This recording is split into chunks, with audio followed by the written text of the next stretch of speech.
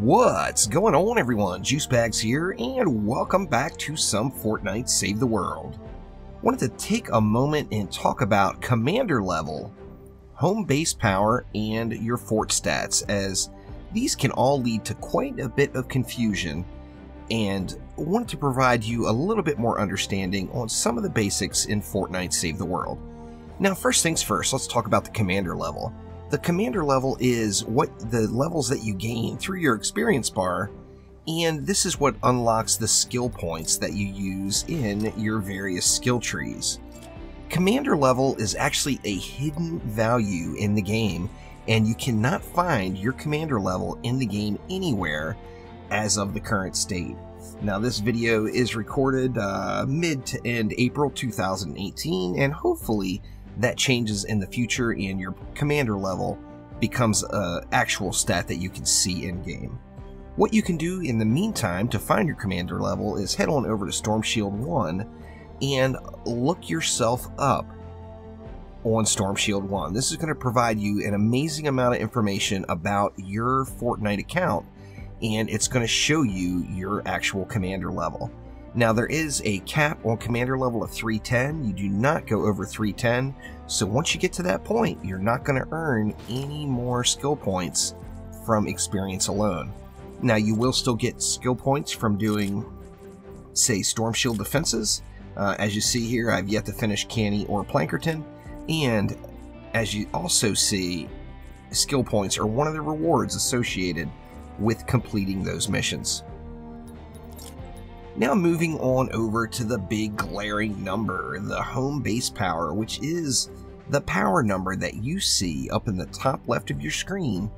And this number can be very deceiving, as most people that join the game, they see this number and think that this is their level essentially, and they should be raising this number up as they level up and gain experience. Now, there is only one way to change this level, and if you look, it says there on the tooltip, slot survivors and purchase skill tree nodes to increase your home base power. Now, what it means by purchasing skill tree nodes is actually unlocking additional survivor slots in your survivor squads themselves, is how it's increasing that home base power. Now, home base power is not a number that you should be overly concerned with in the game. However, this is an indication of your current fort stats, and it can also be very misleading. Now, once again, your home base power, the only way to change this number and level it up is through your survivor squads.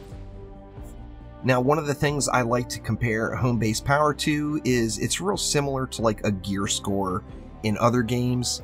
And on that same note, your survivor squads are very similar to gear in like armor pieces and such that you would equip, as these are going to increase your fort stats or your base values. The fort stats, of course, are fortification, offense, resistance, and tech. Now, as you see here, I put in the majority of my focus on offense and tech, with fortitude and resistance coming up on the lower end of the tier. Now, this is why I say this number can be deceiving, as someone could really jack up their survivor squads and their fort stats through save resistance, and their home base power number could be high. However, their actual effectiveness in a match is going to be substantially lower, and they're not going to be able to put out the amount of damage that you might be doing at a lower home base power number with the proper fort stats. So, taking a look at the survivor squads, each survivor squad tells you what you're going to gain. So let's say we click on the EMT squad. It shows you right up top here, the EMT squad is going to give you fortitude. Slot survivors into the EMT squad to increase fortitude and home base power. And then it tells you what fortitude does. Fortitude increases your health and your health regeneration by 1% per point.